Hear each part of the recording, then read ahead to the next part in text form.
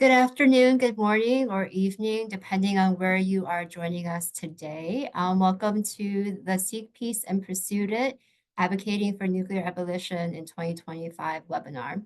My name is Amy Hong, and I serve as Assistant General Secretary of Programs at the General Board of Church and Society, and I will be moderating this webinar today. Church and Society is located in Washington, D.C., the traditional and ancestral homelands of the Anacostan peoples who lived for generations neighboring the Piscataway and the Pamunkey peoples. We gratefully acknowledge the Native peoples on whose ancestral homelands we gather and the diverse Native American communities who make their homes here today. For participants who are blind or low vision, or perhaps only listening, I'm a Korean American woman with black hair tied back, wearing a maroon shirt, sitting in my office in DC. A short overview of our time together. After the panel discussion, there will be a time of Q&A. Please enter your questions in the Q&A box located at the bottom of your screen, and they'll be answered during our Q&A time. The United Methodist Social Principles under the Political Community Government Responsibilities, paragraph F states, "We grieve that in a world where so many live in poverty, governments continue to dedicate enormous resources to preparing for and conducting wars. We are especially distressed by the proliferation of nuclear weapons and call not only for an end to their production, but for their complete elimination." United Methodists, as people of faith, we have long been involved in the work of nuclear abolition because we know that nuclear weapons are one of the biggest stumbling blocks to peace and lie at the root of some of the most significant tensions in the world. We hope that this webinar today will provide information and ways that we can get further involved in the work towards a long-lasting peace. I'm honored today to introduce you to our panelists. Maylene Hughes is the Grassroots Organizing and Policy Coordinator for the Nuclear Threats Program at Physicians for Social Responsibility of Los Angeles. She leads the charge in organizing Back from the Brink coalition by building a Southern California hub. Her work extends to connecting nuclear weapons with social justice issues and emphasizing their local impact. Maylene's role unites communities to comprehend this issue's significance. Her passion stems from bridging academia and the community, inspired by her experiences as a low-income queer Black Asian individual. Her proudest moment includes advocating for Ireland's National Action Plan Against Racism Renewal. Alan Hester is the legislative representative for nuclear disarmament and Pentagon spending at the Friends Committee on National Legislation. He develops legislative strategies and lobbies Congress for a reduction in Pentagon spending, strengthened arms control regimes, and the eventual elimination of nuclear weapons. His work at FCNL builds on his experience at Physicians for Social Responsibility, where he built grassroots engagement with health professionals who could speak to the medical consequences of nuclear war. At PSR, he also made nuclear weapon spending reductions to reduce Pentagon spending. He seeks to improve the accessibility and transparency of nuclear weapons and Pentagon spending issues by linking them to themes of justice, human rights, climate change, imperialism, and by framing budget choices as a reflection of our nation's values. Colleen Moore is the Director of Peace with Justice at the General Board of Church and Society, and in her position, she is responsible for developing and managing the agency's legislative and policy advocacy in support of peace and justice. She works in coalition with United Methodist Faith and Secular Coalitions to advance church and society's strategic priorities on peace building, conflict resolution, non-proliferation and disarmament, and multilateralism. Prior to GBCS, Colleen served as advocacy director at Women Cross DMZ, and she recently consulted with several organizations on policy and advocacy, including the American Friends Service Committee and Quincy Institute. She previously held roles at Global Zero, Beyond the Bomb, Win Without War, and Seeds of Peace. Well, thank you all for being here for this time together for a rich conversation. To start off our time together, Maylene, could you provide a short overview and history of nuclear abolition movement? Yeah, And first, I just want to start that we at Back from the Brink just want to thank the United Methodist Church General Board of Church and Society for their valuable partnership. And I just want to thank Amy and Colleen for having me here today to speak. So I'm relatively new to the anti-nuclear movement, as you could tell by my young age, but I know that people have been working to abolish nuclear weapons from nearly their inception. For example, in 1945, shortly after the bomb was dropped in Hiroshima and Nagasaki, the Bulletin of Atomic Scientists was founded by scientists who had worked on the Manhattan Project, and they quickly realized afterwards that these weapons had overwhelming destructive power, and they urged that they should never be used again. And in 1964, Japanese atomic bomb survivors visited Harlem advocating against nuclear proliferation as part of the Hiroshima Nagasaki World Peace Study Mission. And they actually met with Malcolm X, who drew parallels between their suffering and that of Black Americans due to racism. And civil rights leaders such as Malcolm X and Martin Luther King Jr. believed that funds spent on nuclear weapons should be used to uplift marginalized communities. And in the 80s, when the global nuclear arsenal was nearing an all-time high of 70,000 nuclear weapons, the movement was strong, and over 1 million people marched in Central Park as part of the nuclear freeze movement. And after the Cold War, nuclear weapons became less visible, and the movement seemed to dissipate with fewer groups and individuals involved. So that's what sparked the Back from the Brink campaign in 2017, following the adoption of the United Nations Treaty on the Prohibition of Nuclear Weapons, also known as the TPNW. And as Back from the Brink, our primary goal is to foster public demand and political will for nuclear abolition in the United States. And this is mainly through local community-based organizing.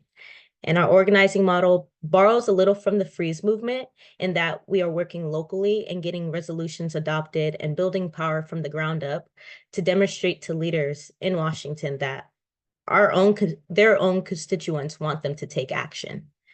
And as a coalition of organizations, individuals, and elected officials, we advocate for the United States to spearhead negotiations among nuclear armed states. And these negotiations would ultimately aim to achieve a multilateral, verifiable, and time-bound agreement that would eliminate nuclear arsenals. Additionally, we also promote common sense policies to prevent nuclear war. And we have 4 of those common sense policies, including renouncing the option of using nuclear weapons first, ending the sole unchecked authority of any US president to launch a nuclear attack, taking the United States nuclear weapons off of hair trigger alert, and to cancel the plan to replace the entire US arsenal with enhanced weapon.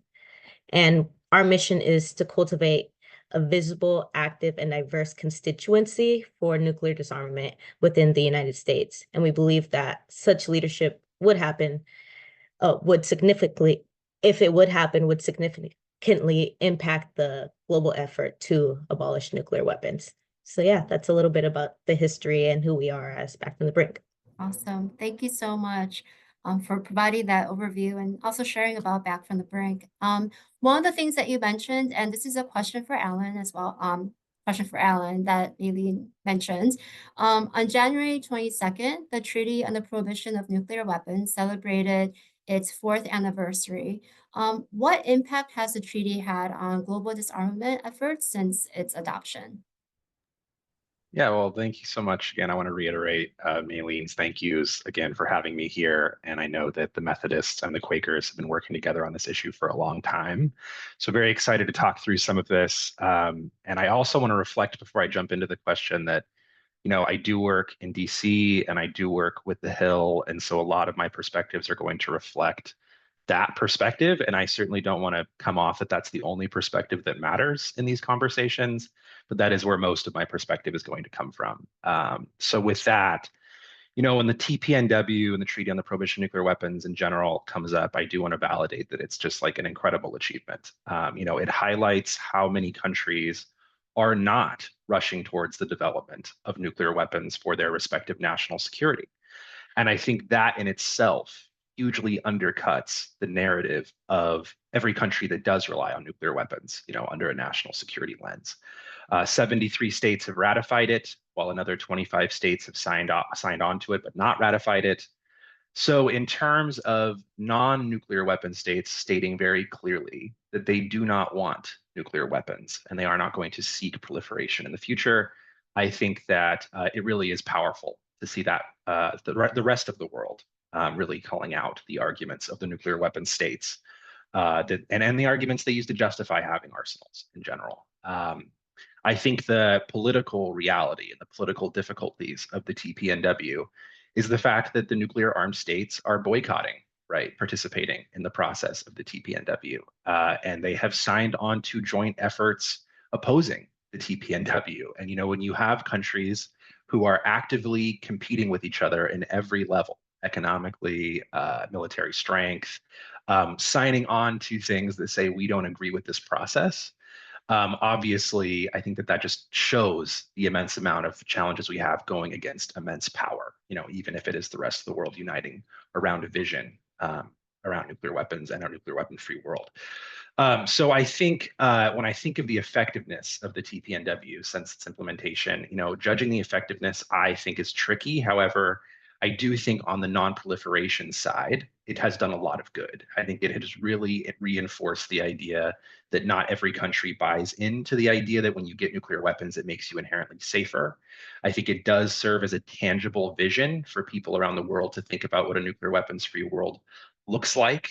And then I think if I'm looking at a very political perspective around the TPNW, the good thing about it is that even if nuclear weapon states don't want to participate in the treaty right now, it does force those nuclear weapon states to start asking themselves, how do we make the systems that we want to be involved in work better, right? So if the TPNW forces the nuclear weapon states to look at the non-proliferation treaty and actually ask questions about how they make that, if that's the vehicle they prefer, work better and actually move the needle towards disarmament, then I still think the TPNW is an incredible contribution to the wider narrative, even if nuclear weapon states are stubborn from actually participating in the process itself.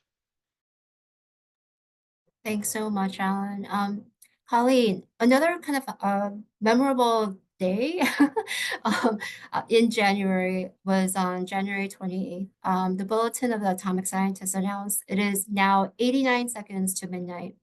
What does this statement mean? How does the doomsday clock reflect the current state of nuclear risk and global security? Yeah, thank you so much, Amy. And it's such a pleasure to be with you, with Maylene and Alan for this conversation. I think it's a really important time right now to be discussing the landscape of nuclear disarmament and especially how faith communities and civil society can be advocating in this time. So yeah, talking about the doomsday clock.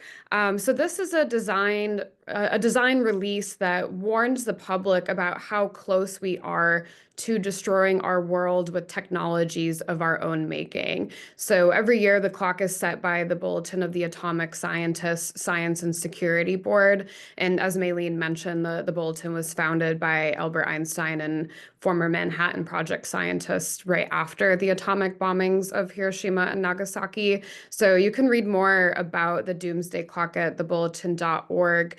But just to give a little bit of an overview, the bulletin has reset the minute hand on the doomsday clock 26 times since its debut in 1947. So as you pointed out, most recently in January of this year, when it was moved from 90 seconds to midnight to 89 seconds to midnight. And this is the closest to midnight it has ever been set, even, despite the tensions of the Cold War. This is the closest we've ever been to midnight. So for historical context, the furthest the clock was set from midnight was in 1991 at 17 minutes to midnight. And that was in the context of the end of the Cold War.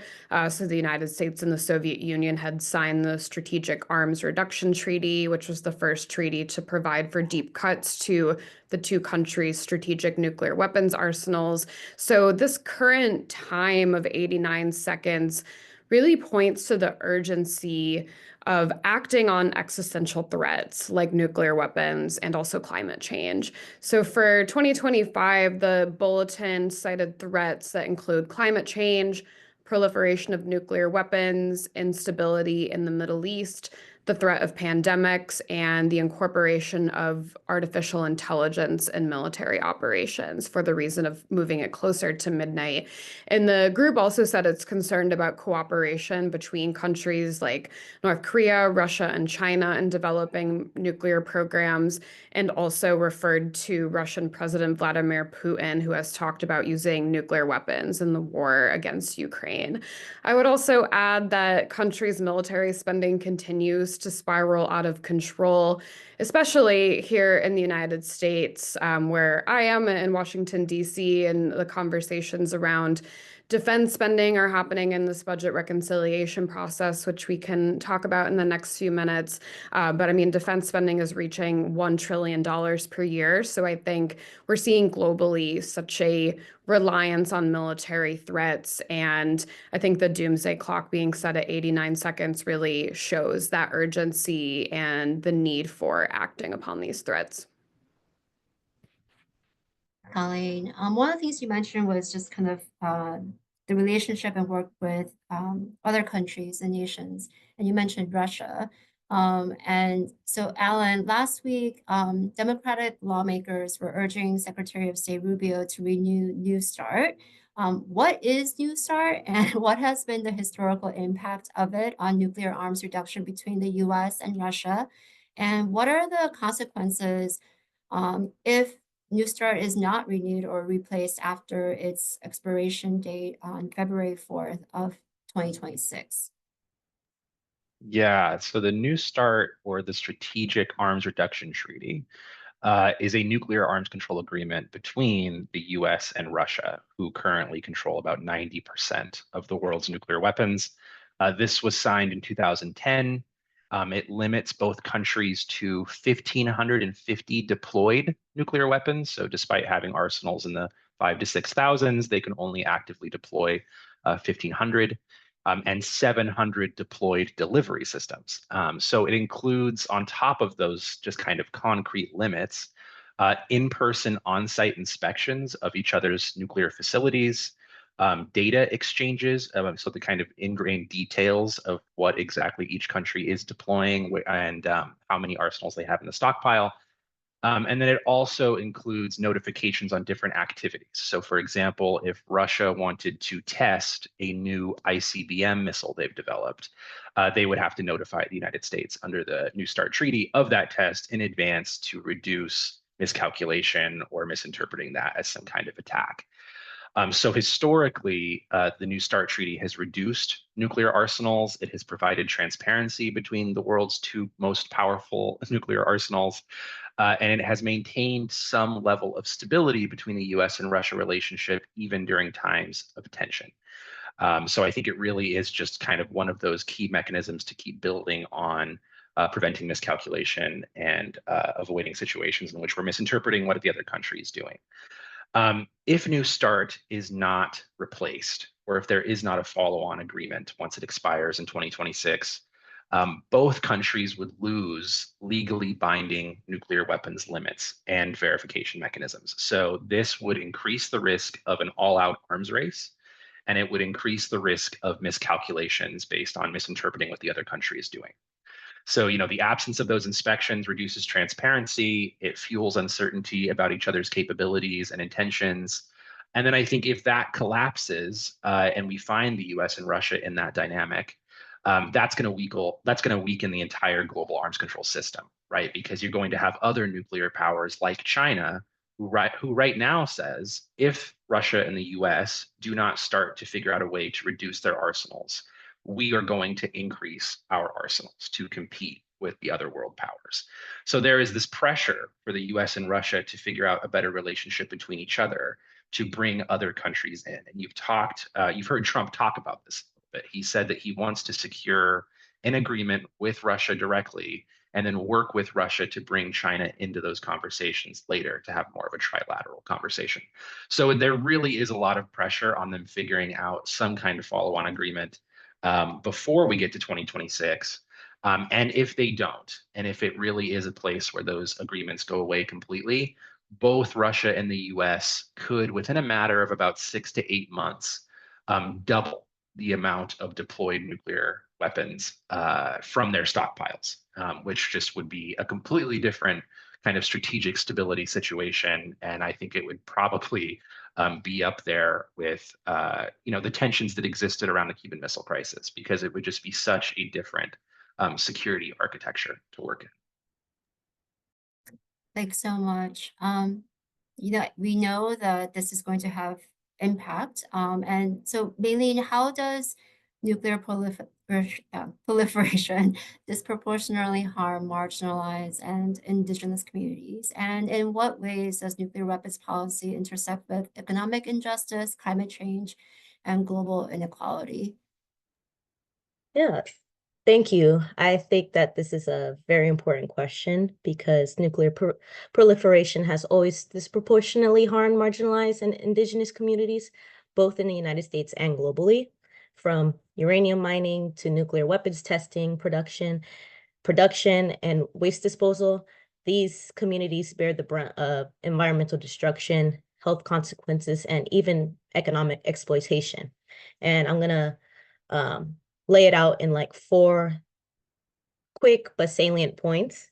First, disproportionate harm to marginalized and indigenous communities, and this includes uranium mining and environmental racism.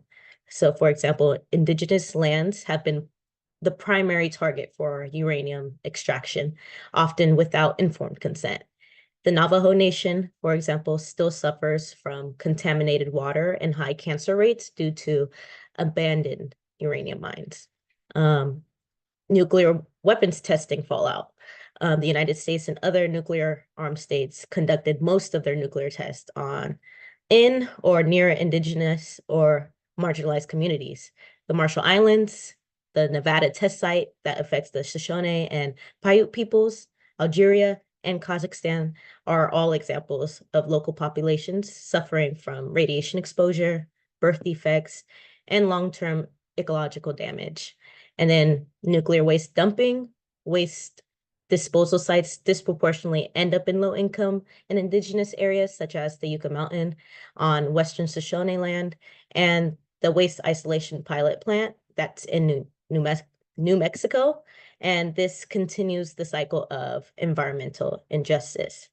To hit on the second point I want to talk about, which is nuclear weapons policy and economic injustice, there is a misallocation of resources. And this is something that we like to talk about a lot, and how the United States spends over $50 billion annually on nuclear weapons instead of funding things such as healthcare, housing, education, and climate resilience.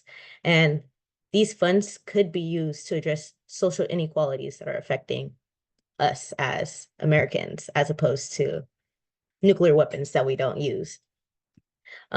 Worker exploitation is another example.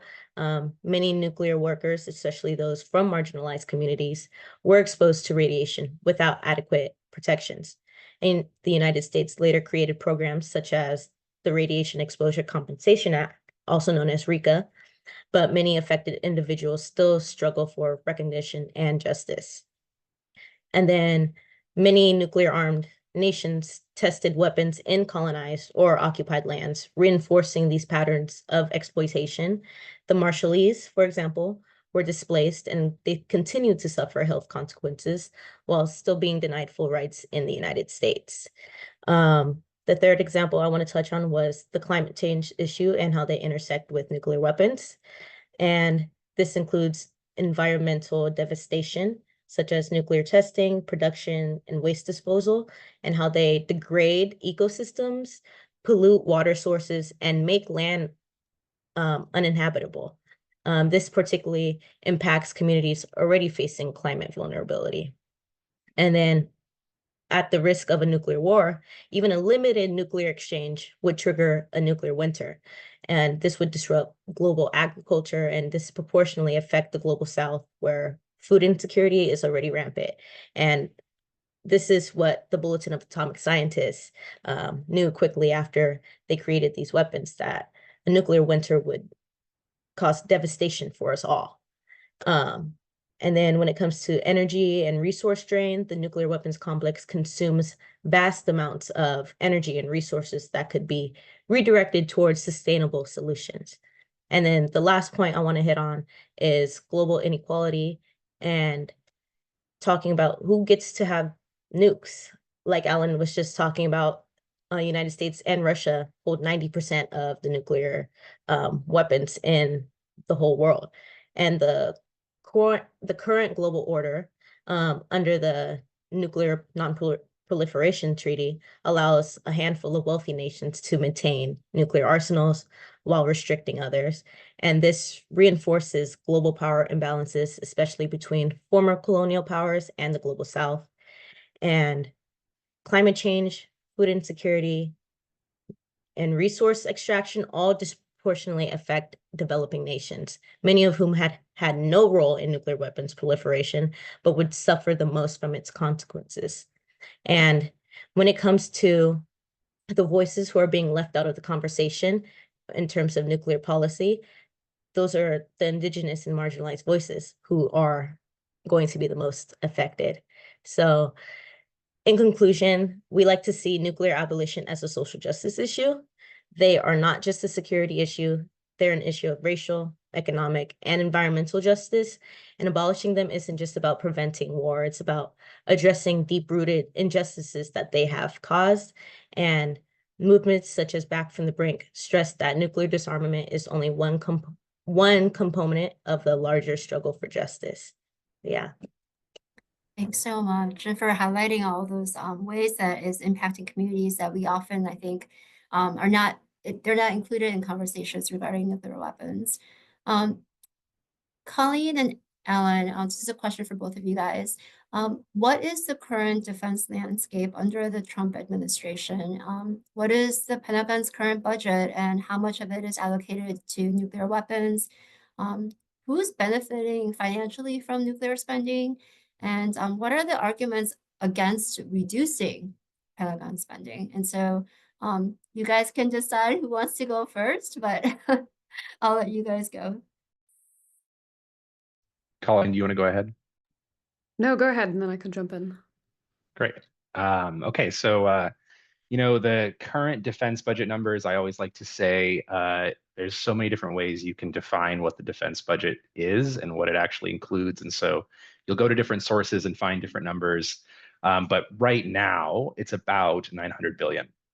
And that number will go up and down depending on who you're looking at. However, about 50 billion of that is being spent modernizing and maintaining the nuclear arsenal. However, just this last week, the Senate did pass a budget proposal that gives the Pentagon an extra $150 billion over the next 4 years. So we are officially, right, really talking about a tangible $1 trillion defense budget a year. And especially if there are not serious cuts and offsets in the other direction, that is going to be something that happens very soon, a $1 trillion defense budget.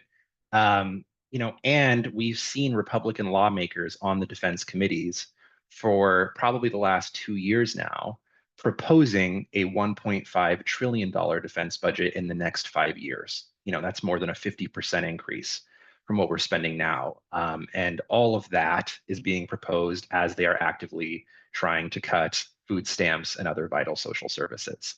So we really are watching the guns versus butter argument, I think, play out in real time. When it comes to Trump on both nuclear weapons and defense right now, it's a lot of really good rhetoric and a lot of uncertainty about tangible actions, right? So you have Trump's lead at the Department of Defense telling the Pentagon to plan for $50 billion of cuts over the next 4 years, at $50 billion every year. But those cuts, when pressed on that, really are coming out to look more like a redirection of funds, not necessarily cuts to the top line. So it's going towards, we're going to stop funding a weapon system that we don't think helps us anymore, but we're going to put it towards border security, for example. And even within the cuts that were proposed, nuclear weapons funding was exempt from the potential cuts that the DoD is considering. So despite Trump, saying that nuclear weapons are dangerous and they're expensive, and I want to pursue nuclear reductions with Russia and China, He hasn't done anything really tangibly yet to signal that he's considering cutting those nuclear weapons money independently of some kind of deal with Russia and China in which all three countries agree to do that. Now, we can give him some credit that he has not had the chance to put forward a presidential budget request. And so I think there is an opportunity for him to show that he's serious within that budget request. But I just highlight that if already within the cuts that the DoD is proposing, they're saying nuclear weapons are going to be exempt, I don't think that's a great sign of him acting independently of other countries moving alongside with him on that direction. And if there is no deal that manifests, then I believe Trump will stay the current course, because that current course has some bipartisan support, unfortunately. And that current course is spending nearly $2 trillion over 30 years, about an average of $75 billion a year, to modernize every aspect of the nuclear weapons arsenal. Just quickly, in terms of arguments against cutting Pentagon spending, here is what I hear most often on the Hill when we're having these conversations. Russia and China are knocking us off the pedestal of being the unilateral power in the world. They are competing with us in every area, and we need to be prepared to scare both countries at the same time with mutually assured destruction. At the same time, right, we have this kind of wider narrative developing on defense hawks saying peace through strength. And essentially what that means is the only way to prevent a war is to be prepared to fight the war that you're trying to prevent and win. And that is the predominant narrative that the members who are more concerned about defense throw out there. The world is getting scarier and we need to respond to it. And I would say the unspoken part of that fight is money and jobs, right? So I can be a member of Congress and I can agree that we are spending too much money on the defense budget, that $1 trillion defense budget is insane. But within your cut proposal, if you come for a factory in my district that is building tank parts for a tank that you no longer want to build, you can bet I'm going to vote against that plan. So even if I agree with you on the wider narrative, if you start to threaten jobs in my district, I get concerned about votes. And I get concerned about someone voting differently because they lost their job while I was in charge. And so we have this problem of the defense industry being in almost every district in some way. And people being very defensive about their slice of the pie because a lot of money is coming into the various slices of the pie. And that is the military-industrial complex, to some of us, but it is also to a lot of other people, including members of Congress, a matter of jobs. And I think that we have to do a better job of kind of addressing that wider dynamic when we're engaging with the Hill. Yeah, thanks, Alan, for that great overview. I don't have too much more to add to that. I'll just say that, with defense spending reaching $1 trillion a year, and it looks like with this budget reconciliation, we could push past that mark. It is truly ridiculous that that is the conversation we're having while Medicaid, SNAP, climate finance, that seems to be on the chopping block. And this is despite a lot of lawmakers, especially in the last week, really getting hit at town halls by their constituents who are really, really angry that they are supporting these cuts for life-affirming services. And just within the defense budget, there are some specific weapons programs that even the Pentagon itself has said they don't want or need. There's something called the Sea Launch Cruise Missile, the SLCM, and in this $895 billion defense budget in this fiscal year, there's $322 million for this weapon. And again, the Pentagon in the last administration said we don't need or want this weapon, and Congress still authorized funding for it. So there are really key places to push. But as Alan said, as the administration is framing this, and I saw a question in the chat of, what do you think about Trump's rhetoric around wanting peace and to denuclearize and to reduce military spending? Like, my knee-jerk reaction to that was like, yeah, that's great. Let's get it done. But within this larger conversation we're having about DOGE and government spending, government waste, we have to investigate that of what is actually waste. And again, as Alan was talking about Defense Secretary Hegseth's cuts, it looks like the proposal he had, the memo he had at least, was really just moving around the money, and it doesn't actually cut waste. I mean, the 17 categories that he said are exempted includes nuclear modernization, which is a major place to cut on waste. So yeah, I think really thinking through in the context of Grace Over Greed, which is a campaign that the General Board of Church and Society has right now within these like national budget conversations. And we can put some action alerts in the chat for people to take action, to call on your representatives to save these life-affirming services like Medicaid and SNAP and oppose defense cuts, because it's a part of who we are to live out our faith, to protect the needs and interests of God's people and God's good creation. And the national budgets really reflect our values and morals. And just one thing I'll end on is a lot of who benefits from these increases are military contractors. So as we're talking about these increases, it's really about the corporations that will profit, and it's not about the everyday people that will. Thanks so much, Colleen and Alan, for your answer. Here's a question for all three of you. What role should the United Nations and NGOs play in advancing the vision of a nuclear-free world?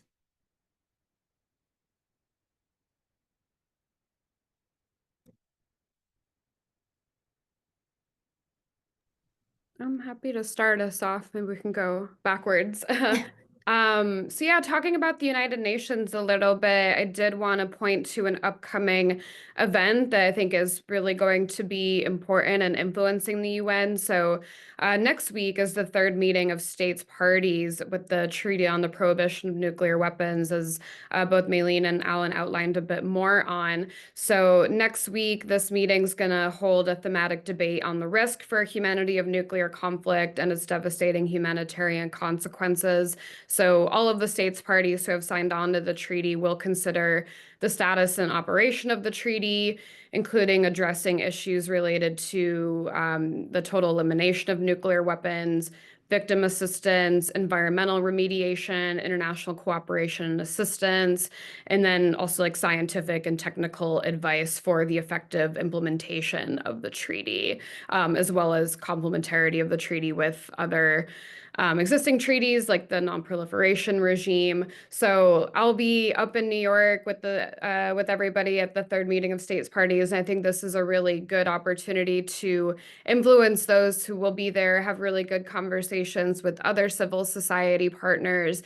And a big contingent there will be faith partners. And so I know here at GBCS, we really rely on that strong theological grounding as a faith-based NGO to advance this vision of a nuclear-free world. You know, we have a duty to care for the earth. We have really strong biblical passages to refer to. There's, Matthew 5:9, blessed are the peacemakers, for they shall be called the children of God. There's Micah that states they shall beat their swords into plowshares and their spears into pruning hooks. Nation shall not lift up sword against nation, neither shall they learn war anymore. So I think especially talking to Christian NGOs, it's really about appealing to those in power, those at the UN, those in the US Congress, other state governments, especially those who claim to hold these certain Christian values, that we must actually follow the example of Jesus and work for a world free of nuclear weapons. Yeah. Thank you, Colleen. And I also will be part of the contingent going to New York for the third meeting of States Party. Backward the Brink is going to be representing as the grassroots group, and we will be there doing a bunch of side events and advocating for nuclear disarmament and abolition. And I wanted to speak a little bit more about faith-based NGOs and what role that they play. Faith-based organizations, they do bring the moral, ethical, and humanitarian perspective to the nuclear abolition movement. And many religions advocate for peace, nonviolence, justice, making them crucial allies in the disarmament efforts. And when we're specifically talking about grassroots mobilization and public engagement, faith-based groups are deeply embedded in communities, making them very effective at mobilizing grassroots support for nuclear abolition. Groups such as the Quakers, Friends Committee on the National Legislation, Pax Christi, SGI.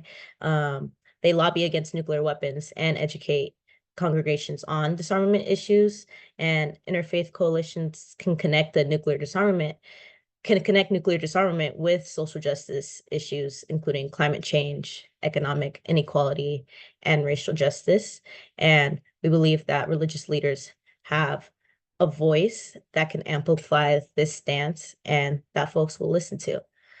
So we find them very valuable partners in this movement, and their voice really does matter when it comes to talking to the community and talking to the folks up in Washington.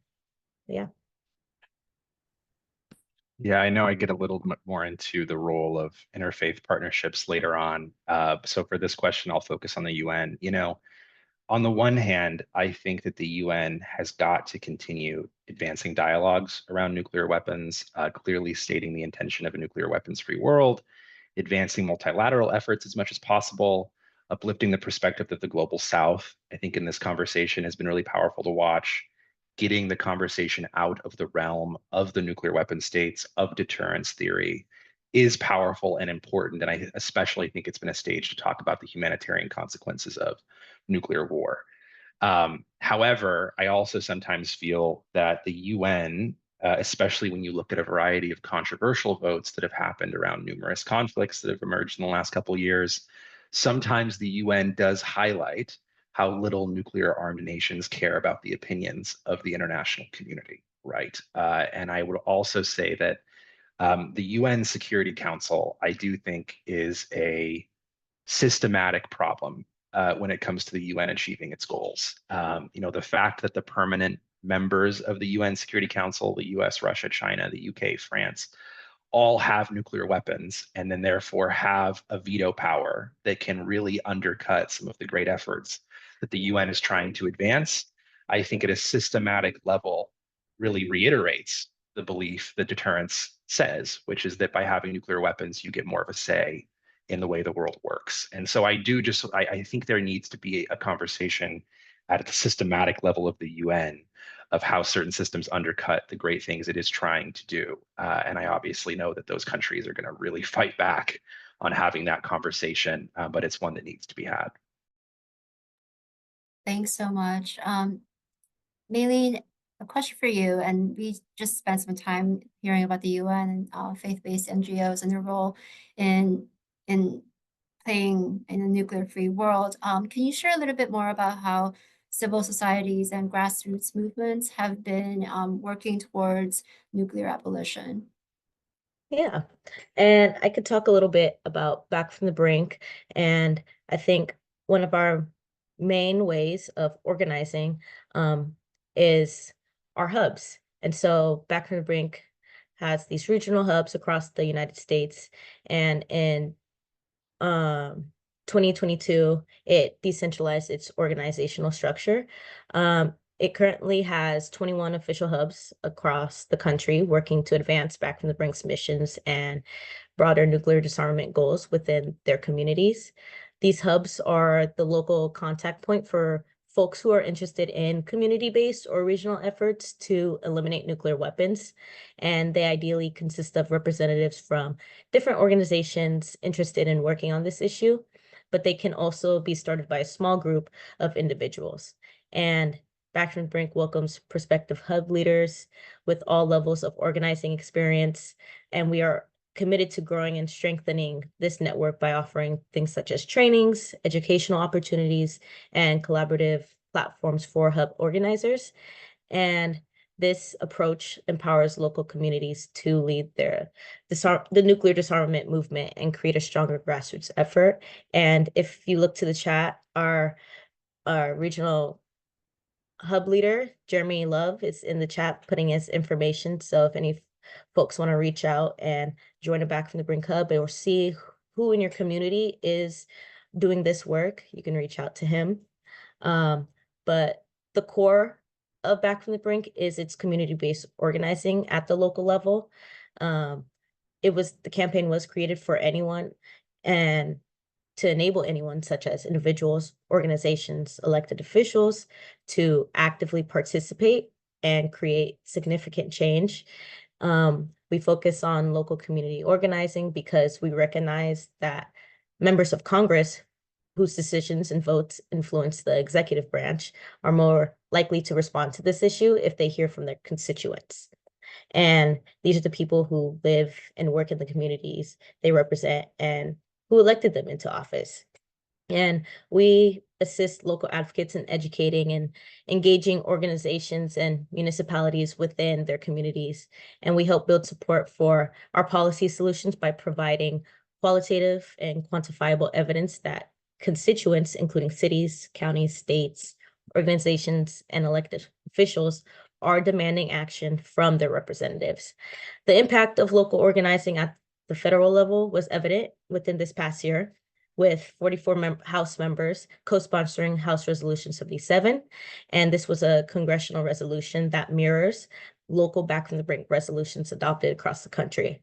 Congressman McGovern and our team have collaborated on a follow-on resolution for HRS 77, and we hope that it will be available soon.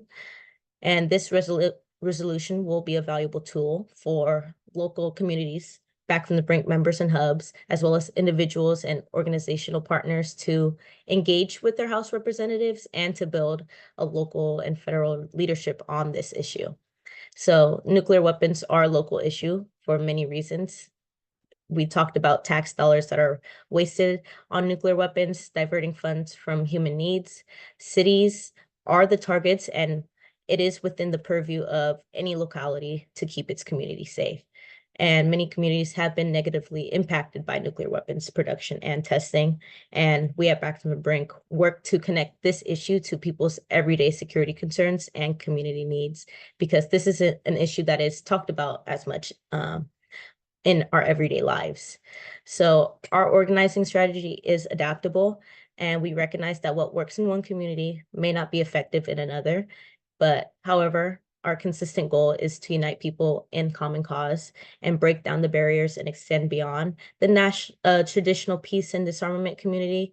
And every endorsement, every resolution, it contributes to a collective force. And our aim is to force a strong enough change that the nuclear status quo changes, and we motivate the country to lead a global effort to abolish nuclear weapons. And that's why we stress having a diverse and visible constituency being the ones who advocate against nuclear weapons. Thanks so much.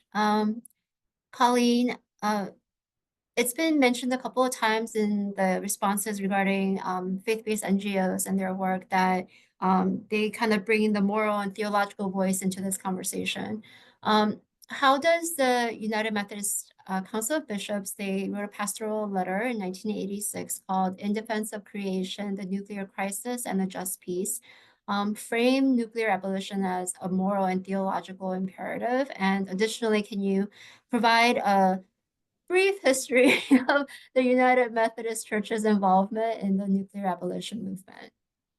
Yeah, thanks so much. So, the United Methodist Church has long supported the abolition of nuclear weapons. Every 4 years at General Conference, where we vote on policy resolutions, we've had a resolution called the United Methodist Church in Peace, which was first adopted in 1984, and it was readopted last year in 2024 at General Conference. And it explicitly states we reject the possession of nuclear weapons as a permanent basis for securing and maintaining peace. So the resolution supports disarmament efforts, including nuclear-free zones, ban on nuclear testing, banning the first use policy of countries, and reinvesting funding for nuclear weapons into humanitarian and sustainable priorities. So this includes, participating in the effort with ICAN, the international campaign to abolish nuclear weapons, and other faith groups and over 100 nations to adopt the Treaty on the Prohibition of Nuclear Weapons in 2017.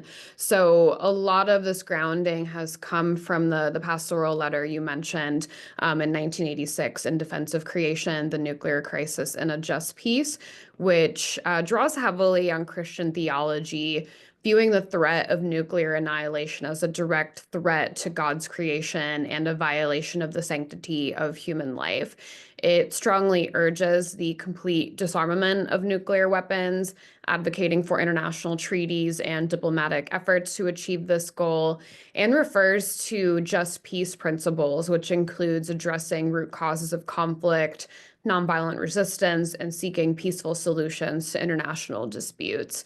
And it also raises the social responsibility of people of faith. It calls on individuals and communities to actively engage in advocating for nuclear disarmament and promoting peace initiatives. And there's also a call in 2009 from the Council of Bishops that reiterated that 1986 call, saying that God's people have neglected the poor, polluted our air and water, and filled our communities with instruments of war. And quoting from the document, it says, "We have turned our backs on God and one another. By obstructing God's will, we have contributed to pandemic, poverty, and disease, environmental degradation, and the proliferation of weapons and violence."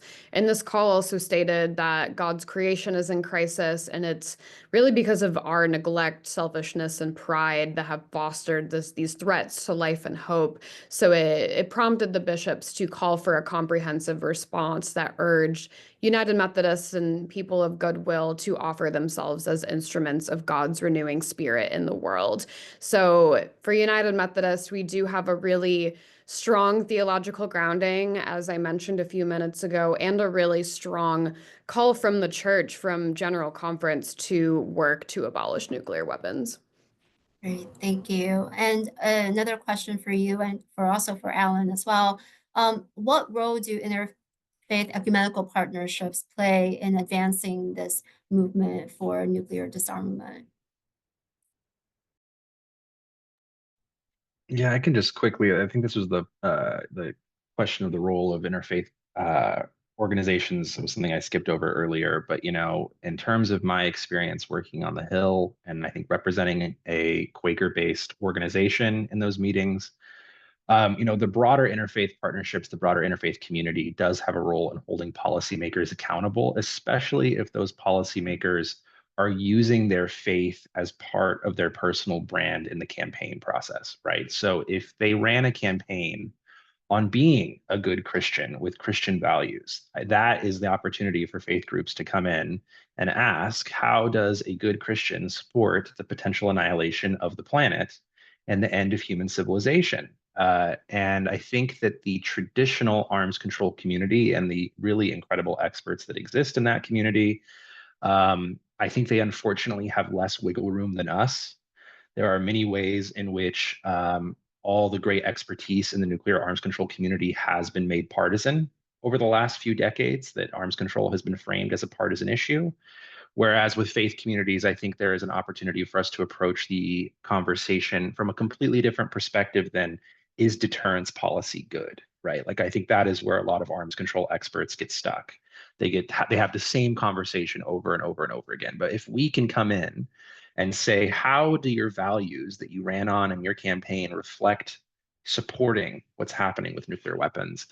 We change the nature of that conversation. I think you have seen this play out with how interfaith communities supported efforts to pass the Radiation Exposure Compensation Act, which was previously mentioned, right? Being able to get Republicans who were very hard-nosed on giving money to folks who were harmed by nuclear testing, to see that this was a matter of repaying people who sacrificed in the name of US national security, and making that the core argument, and the moral argument for Republicans to start joining that effort is, I think, an example of how we can really make movements. And I think, as Colleen said earlier, we're at a moment right now where a Republican president is providing political cover for Republicans to be doing more on this issue, where they can be in line with the president's agenda by doing things that we've been asking Congress to do for years. But I think that the interfaith partnerships element of it really is going to give us an in with Republican offices that a lot of other groups in the space just don't have. And I think that we have a lot more ability in this time to be prophetic, right? And I think to not be beholden to the same kind of national security arguments that some other people in the space get beholden to. Yeah, I'll just briefly add to that yeah, I think this is a really key moment to have these interfaith partnerships to really show that like moral high ground that and people of faith do have this really clear call. And as I've said about the Christian theology, I think it's not only calling for what we want to change, we can outline, as we already have, all of the problems, all of the challenges, and our solutions for it. But I think people of faith, these interfaith and ecumenical partnerships, I think a lot of our value add as well is what vision are we building toward? And I'll use Micah as an example for Christian organizations.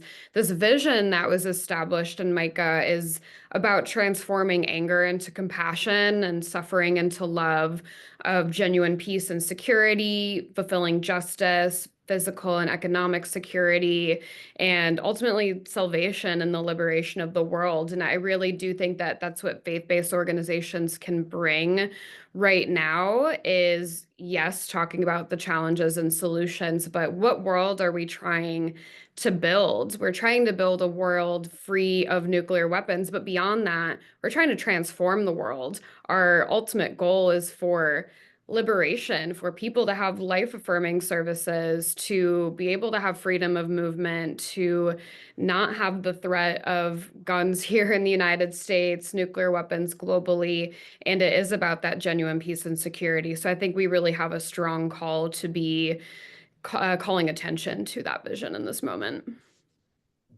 Thanks so much. So we're at the last question, but I feel like there's a lot of kind of energy in the chat. I've been kind of looking over and people are like, okay, so what can we do? So here's the last question for you three. What can people do right now? And how can people take meaningful action for nuclear abolition? And so I will open it up to you all as our last question before we go into Q&A. Yeah, so Back from the Brink is all about what folks can do. And some ways you can get involved is, for one, you can endorse the campaign or ask others to. You can call, write, or meet with your House representative, urging them to co-sponsor the House Resolution 77 follow-on, which will hopefully be out soon. You can co-sponsor public education events, write letters to the editor. We have these local organizing meetups that happen on the third Tuesday of every month. You can just sign up for a mailing list, then pop into one of those and meet other energetic folks and talk about what we can do and just learn from each other. You can follow Back from the Brink on social media. You can form or join a hub, become a coalition partner for organizations. And the main thing that we do at Back from the Brink is being able to organize a Back from the Brink municipal resolution effort. And we believe that these resolutions are powerful educational and organizing tools, which distill key problems and solutions to a series of statements that are easy to understand. And to date, over 80 United States municipalities, counties, and state bodies have voted to adopt a resolution supporting our policy platform, including major cities such as Boston, Chicago, San Francisco, Los Angeles, DC, the states of California, Oregon, and legislative bodies in New Jersey, Maine, and Rhode Island. And once adopted, these resolutions are used by local activists to help demonstrate to their Congress members that their constituents want them to take action toward nuclear abolition. And many communities customize their resolution to include local concerns or divesting from nuclear weapons producers. And to date, Back from the Brink's policy platform has been endorsed by over 400 local and state officials throughout the United States and 44 members of Congress. So if anyone wants to get involved or pass a resolution in their city or their county, reach out to us and we'll do our best to make it happen.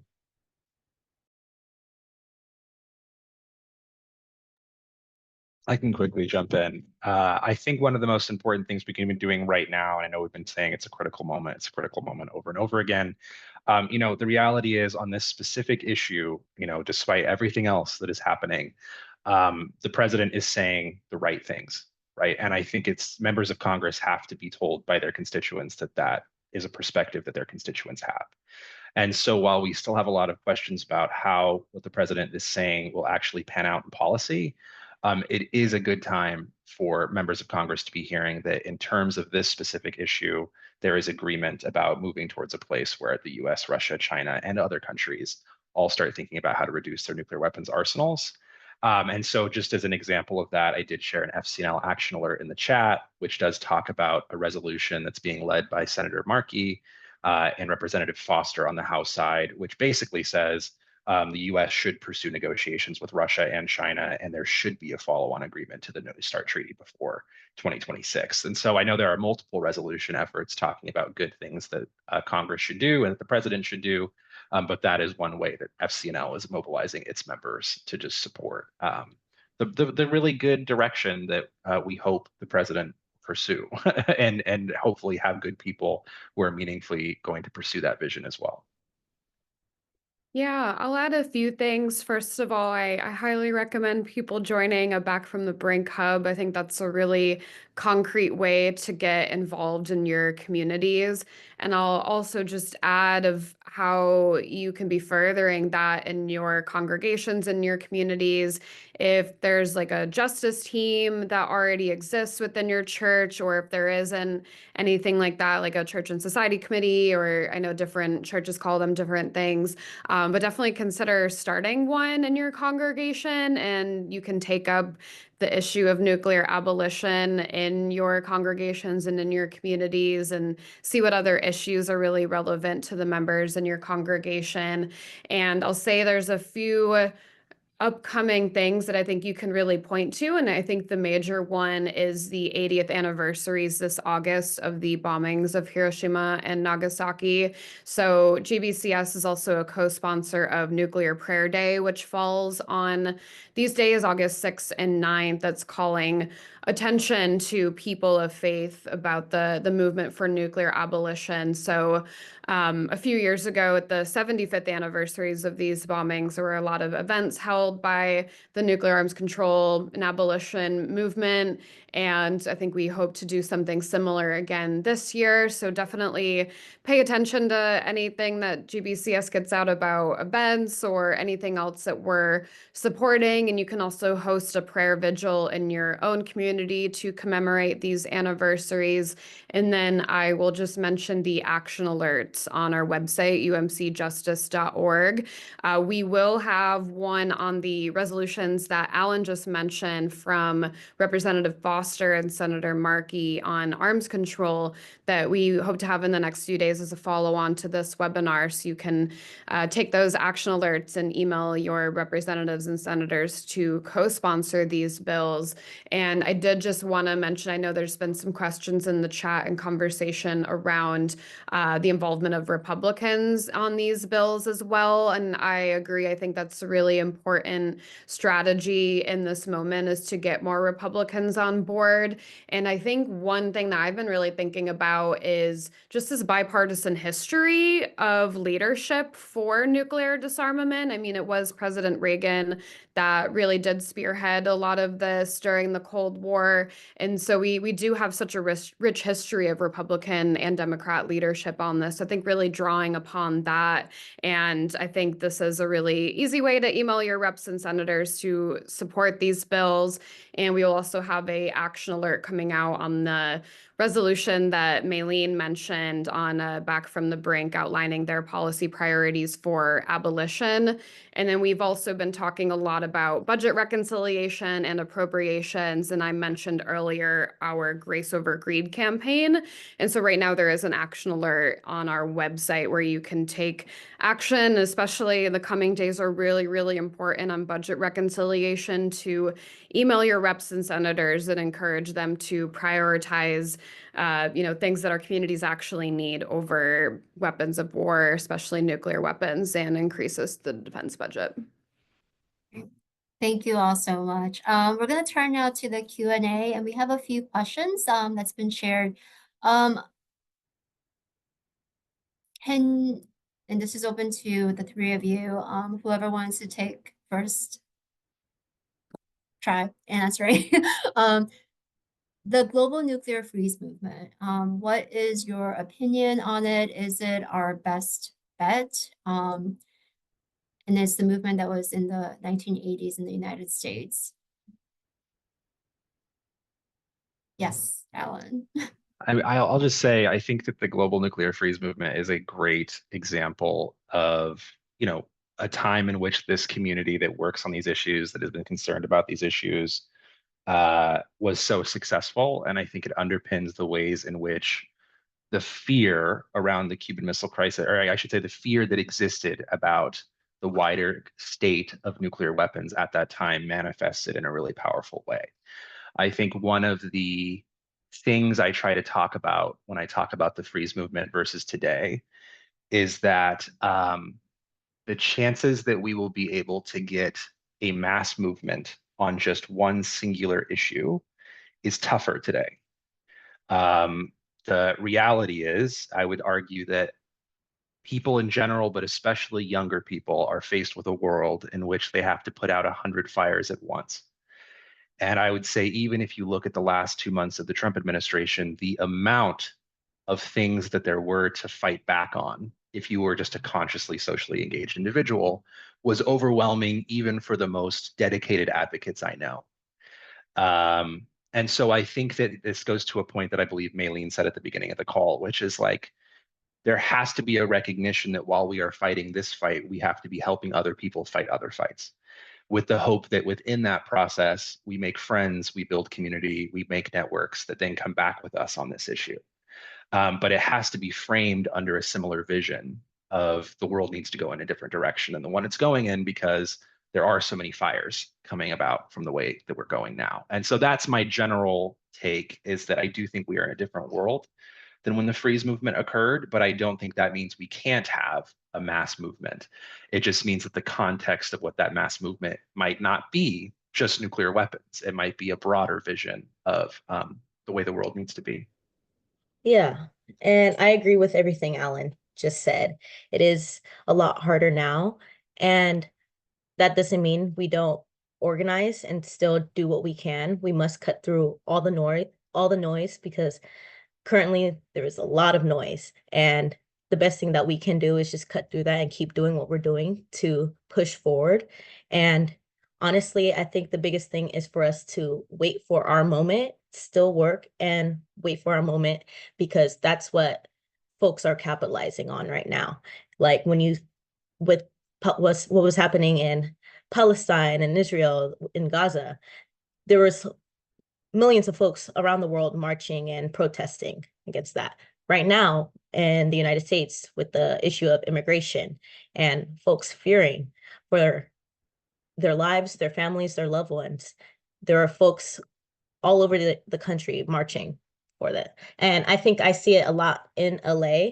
We're having protests almost every day in terms of immigration. And that's because that's what's being talked about right now in the news. That's what Trump is talking about. So when nuclear weapons are back in the public view and folks are talking about it again, that's when we take hold of the moment and be like, hey, like, there has been a movement. We want folks to join. This is what you guys can do. This is more education on this, because currently the public's opinion on it is that, why are we thinking about this if it's not going to happen? It's just so far out there that a lot of people can't grasp it right now. And I see that a lot with the younger folks struggling with a lot of different issues. When the Bulletin of Atomic Scientists dropped their 89 Seconds to Midnight, there was a Instagram page that I follow that posts a lot of public opinions. And when I read the comments, I did not see one positive comment being like, we need to abolish nuclear weapons, or like, this is very important, this is very scary. It was just a lot of people like, okay, like, why do we care? And like, okay, next. Like, so this is just something that we have to keep working on and wait for our moment, and just being able to cut through the noise. It's a lot harder to organize the public now than it was back then, when the Cuban Missile Crisis was happening, when the end of the Cold War, when it was a lot more visible, but now it's a lot more invisible of a threat.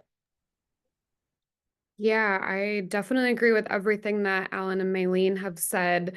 And I'll just kind of pick up on two threads. And I think this also gets to one question in the chat about speaking to people in the pews as well, of, focusing on this intersectionality that Alan and Maylene have talked about. I know one way that I have thought of nuclear weapons, and this comes from a previous organization that I worked at, Beyond the Bomb, we would really try to frame it as, nuclear weapons are like issue zero. If something were to happen of nuclear accident or anything with nuclear weapons, that sets our progress back on social justice so much. It affects every single social justice fight. It affects all of us, and especially will target and has already targeted marginalized communities. So I think exactly like Maylene and Alan said, of like waiting for that really key moment where we can have more mass mobilizations. But right now, it's about messaging to our communities about how it affects the issues that they're working on. And I also think, to draw on one thing that Maylene was talking about, is not overwhelming people with fear, but giving them really concrete ways to contribute to the moment, to the movement. And I'll say I saw the same thing with the doomsday clock. Every year I like scroll through Twitter just to see what the conversation is, and it's always like, they'll just see trending on Twitter, doomsday. Like, is that the best way to inspire action, or does that just shut people down? And what I have seen is that it tends to shut people down if that call to the urgent tensions that we're seeing, if that's not tied to really concrete actions, it does really shut people down, because they're like, what can I do about Russia and China's nuclear arsenals? What can I do about my own country's nuclear arsenals? That's happening over there. It's just such a huge problem that I don't have any agency to do anything about. And as we all know here, we do have agency to do something, I think, especially within the context of looking at these budget priorities, especially. So I would always encourage people, as we're thinking through possibilities of mass mobilization, of how can we be talking to our own communities, not overwhelming them with fear, and connecting them to other social justice fights like immigration, like so many other things that we're seeing right now. Thank you. So here's another question for you all. How does emerging technology like AI and cyber warfare impact nuclear risk? I can talk a little bit about this. Yeah, I guess what I'll say is last year was the first year that I jumped into the AI nuclear weapons intersection.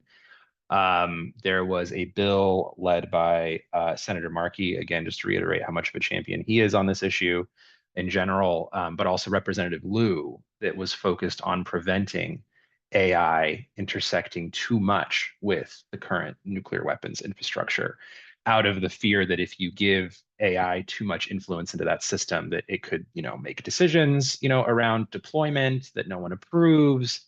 And I think in general, that was in line with a much higher investment from Congress and from think tanks, et cetera, about what are the long-term security implementations of AI. And within that context, the bill that was introduced by Senator Markey and Representative Liu actually did get Republicans on board. I think it was about 5 or 6 Republicans who supported that effort. But the point being that when we were talking about strategy last year, we got to say this is one of the first good nuclear weapons policy reform efforts that has got Republicans on board as original co-sponsors. And I think that's just reflective that like emerging technology is starting to be framed as an existential threat alongside nuclear weapons and other existing security concerns. There has also been really great work done by organizations like NTI on the risk of digital warfare as it relates with nuclear weapons. And I know that that has been an entry point into a lot of conversations with national security oriented offices. And then that all accumulated into an amendment in the Defense Authorization Act, or into the defense budget, which actually did place some meaningful limits on the way in which AI could be implemented around nuclear weapons. Biden did a very specific national security memo in which he set, I think, language that was responsible, meaningful human control over nuclear weapons in terms of limiting AI's influence. However, and this is the kind of challenging thing, when Trump came in, he actually took back that memo or threw that memo out.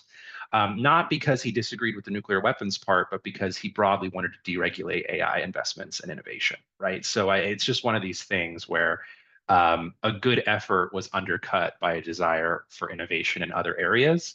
But we can go back to those Republicans now and say, you did do a good thing on this effort. This was common sense. And now talk to us about preventing a return to US nuclear testing or supporting a follow-on agreement to New START. So there is an opening with some offices because of the emerging technology frame. Thanks. Colleen, a question for you, and this is regarding the United Methodist annual conferences. Are there priority asks about nuclear disarmament for annual conferences to consider to put into a resolution? Yeah, thanks for that question. So I'll first refer people to the General Conference resolution, the United Methodist Church and Peace, which I put the link to that in answer to one of the Q&A questions about some of the pastoral letters that I had discussed. So yeah, I would first refer to a lot of the theological language in that. And I think some priority ask about nuclear disarmament, I would refer to the 5 policy solutions that Back from the Brink focuses on. So that's pursuing global elimination, renouncing nuclear first use, ending sole authority, ending hair trigger alert, and canceling enhanced weapons. And so these 5 policy priorities will be reflected in the resolution that Maylene discussed from Representative McGovern that will be reintroduced hopefully in the next few weeks or few months. Because I think that those are really common sense solutions to work toward in the context of abolition. And then I think also pointing to the resolutions that Alan mentioned as well from Representative Foster and Senator Markey about nuclear arms control. And I think especially an annual conference resolution this year can point to New START, as we've been discussing, as the last remaining treaty between the 2 largest nuclear powers in the world, and the need for follow-on arms control, including Russia, China, and the United States. So I think those 5 policy solutions, and then just, yeah, need for arms control, pointing to the Treaty on the Prohibition of Nuclear Weapons as well. So you can find a lot of that language in that resolution, and the link to that is in the Q&A. Thanks. Great. Thank you so much. So here's another question that was asked, and I think this is more of like a strategy question and your opinion on it. And it's bringing up the fact that people are less religious these days, and what is the thought around, perhaps not centering it on a deity or a god as like the moral theological argument for nuclear abolition, but for perhaps on creation. Yeah, I can just start off with that. And I'll say that, before working here at the General Board of Church and Society, I worked for a variety of both secular and faith organizations. And I've realized recently that the way I've talked about nuclear abolition is the same, whether it is in context of faith or not. It's really about talking about our values, right? Whether you are a person of faith or not, whether you believe in a higher power or not, it's really drawing upon people's values of, and as this question points out, of like young people do really care about climate change. And so how can we draw upon those values to talk about the urgent need for nuclear disarmament? So I think it's really about knowing the communities that you're talking to and appealing to those shared values that no matter what these communities focus on, whether it's faith or not, that this movement is within those values of justice, peace, and preserving our earth. Yeah, I totally want to just validate what Colleen said again. I used to also work at PSR. And so, I've been in a non-faith oriented role before. And I totally agree with Colleen that how I talk about the issue has not changed much. And I find myself, I think, in the current political climate, when I'm talking with friends about this issue, what I always come back to is the question of, regardless if it's, if it's coming from a place of your faith, if it's coming from a place of your general philosophy, if it's coming from your sense of justice, is a world in which a handful of world leaders has the ability to end everything for everybody just? And I think that it doesn't really matter how that sense of justice comes to you, right? The general answer I get back to is no, that's pretty insane. And then I think you pull that out to say, do you have faith that for the rest of eternity, the people who will have that power will always be sane and rational? Right. And I think that that, again, is something that's like, if you have human nature at all in your mind, or, current politics in the world today in your mind, you're going to say, no, there's probably a chance that someone not so rational might have control. And these are the ways you get people to question what they're being sold as the predominant narrative, which is deterrence theory, which is all of these things that they were taught in international relations if they went to college, et cetera. And I don't think that the secular argument makes all that big of a difference in making a moral argument. And I am always shocked at the amount of people who I meet that, for example, are not Quaker, but always say, but I broadly agree with what Quakers have to say. And I think that that is the sign that our influence as faith organizations doesn't change. It just might mean the people who we're working with might not identify as religious as often. But it doesn't mean that they don't buy what we're trying to say, or they don't buy the morality of our work. Yeah, and I just want to briefly affirm what Colleen and Alan just said. I think it's all about meeting folks where they're at and giving them an entry point into the issue. And whether that's appealing to their faith, if that's very important to them, then we have ways to do that. If it's appealing to their passion for social justice and climate change, then there's ways that nuclear weapons intersect with that. There are a multitude of ways that nuclear weapons intersect with what folks believe in and what folks are passionate about. And so it's all about the messaging and how we package it and how we bring folks into this issue. Yeah. Thank you. So one last question.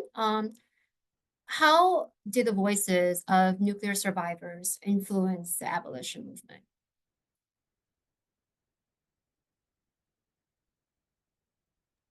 I think that their voices are the most important in this movement.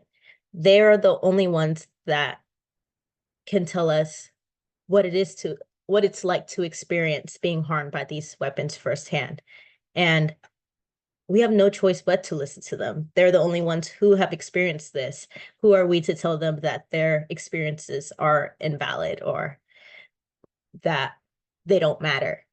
And so I think it's very important to put those who have been harmed directly by nuclear weapons at the forefront of this issue, to make their voices known and to put them out to the public so that folks can see their narrative and see firsthand, okay, this issue is not as far away as I thought it was. It has affected folks. And I think that's something that we forget. And I think a big thing is whenever it's the anniversary of the Hiroshima and Nagasaki bombings, and this upcoming year will be the 80th, so it's going to be a big one. I think it's really important that we have Habakasha voices speaking out and telling their stories. And that's really what brings folks in. It's like, oh, wow, like hearing their experiences, especially with Marshallese folks, the nuclear testing and how the aftermath of that has affected them and generations to come. Their voices are very important. Those of indigenous folks, those in Kazakhstan, all over the place who have been affected. Their voices are so important. And I think that really is what brings a lot of folks into this issue. Is like, okay, this has affected other people, and I don't want this to happen to anyone ever again. And it's the folks who are affected that are the strongest advocates against nuclear weapons. So why would we not agree with them, in a sense? But yeah.